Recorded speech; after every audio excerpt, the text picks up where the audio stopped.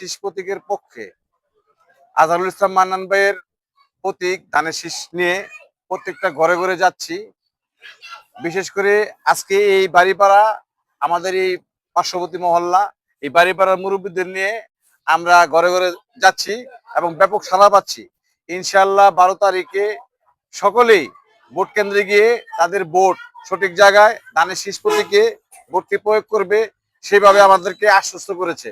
আগামী দিনে ধানের শীষকে ভোট দিয়ে যে উন্নয়নের দ্বারা শহীদ প্রেসিডেন্ট জিয়াউর রহমানের স্বপ্নের বাংলাদেশ, তারেক রহমানের ঘোষিত যেই বাংলাদেশ, সেই বাংলাদেশ বিনির্মাণে সকলে আমাদের সহযোগিতা করবেন, এই ধরনের আশ্বাসই আমরা পেয়েছি। এবং আমরা আশা রাখছি 12 তারিখে ব্যাপকভাবে এই অর্থ বাড়িপাড়া কেন্দ্রে আমরা বিপুল ভোটে ধানের শীষ প্রতীকে আজহারুল ইসলাম মান্নান ভাইকে বিজয়ী করব, সেই প্রত্যাশায় রাখছি। এবং এই এলাকার, আমি এই পার্শ্ববর্তী এলাকার এবং এই বাড়িপাড়া যত মুরব্বীরা আছে এবং ইয়াং জেনারেশন যারা আছে, যুবক যারা আছেন, বিশেষ করে যারা নতুন ভোটারদের কাছ থেকে অনেক সাড়া পেয়েছি। আলহামদুলিল্লাহ 12 তারিখে আমরা ব্যাপক ভোটের ডিফারেন্সে আমরা ধানের শীষ প্রতীককে আমরা বিজয়ী করতে পারবো। আমরা হেভিওয়েট বলতে কি বুঝায় আমি জানি না।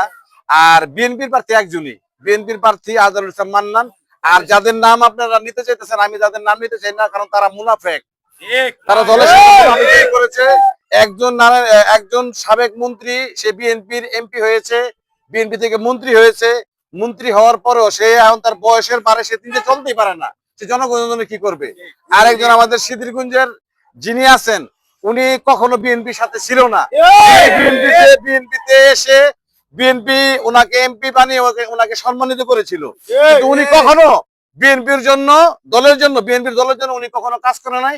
বিএনপির ক্ষতিকারক যত কর্মকাণ্ড আছে, বিএনপি নেতা কর্মীদের কিভাবে সহায়তা করা যায়, বিএনপি কে কিভাবে ধ্বংস করা যায়, এই কাজে ছিল। এবং এই সিদ্ধিরগঞ্জের মাটিতে আপনারা দেখেছেন 2001 সালে উনি এমপি হওয়ার পরে এই জায়গায় অনেক অপমৃত্যু হয়েছে।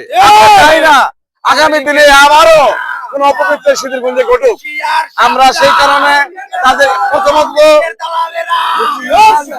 প্রথমত আমরা তাদেরকে বিএনপি হিসাবে স্বীকৃতি দিই না।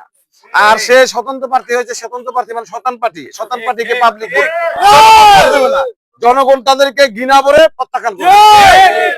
প্রথমত যেহেতু সোনারগাঁর বিষয়, আমি সোনারগাঁর বিষয়ে জানি না, আপনার কাছ থেকে শুনলাম। এবং যদি এই ধরনের কোনো ঘটনা ঘটে থাকে সেটা অনাকাঙ্ক্ষিত। আমরা ধানের শীষ জনগণের কাছ থেকে যেভাবে সাড়া পেয়েছি, আমরা ধানের শীষ ইনশাল্লাহ আমরা ধানের শীষ বিপুল ভোটে জয়লাভ করব। এবং এই জায়গায় আপনি যেটা বলতেছেন সেটা আমার মনে হয় কিছু দুষ্কৃতিকারী, এই বিএনপির নামধারী কিছু দুষ্কৃতিকারী, এবং আপনারা কিছুক্ষণ আগে যাদের কথা বললেন যে দুইজন স্বতন্ত্র প্রার্থী, ওনাদের পরিকল্পিত ষড়যন্ত্রের বহিঃপ্রকাশ এগুলো। আমরা কাউকে ভোট দানে এবং কাউকে ক্যাম্পিং করতে কখনো কোনো বাধা দিইনি, অন্তত সিদ্ধিরগঞ্জে এই ধরনের বাধা আমরা শুনি নাই।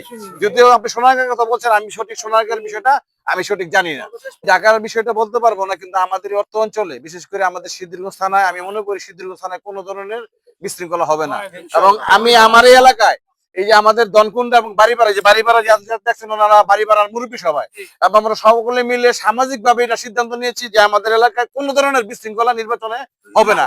যে যার মতন তার ভোট প্রয়োগ করবে, যাকে ইচ্ছা ভোট দিবে, কিন্তু কোন ধরনের বিশৃঙ্খলা আমাদের অন্তত বাড়িপাড়া দনকুন্ডা কেন্দ্রে হবে না। এটা আমাদের মুরব্বীদের সিদ্ধান্ত, আমাদের সামাজিক ভাবে এটা সিদ্ধান্ত নেওয়া হয়েছে দুই কেন্দ্রে কোন ধরনের বিশৃঙ্খলা যাতে না হয়, এই বিষয়ে তারা সর্বদা সচেতন থাকবে।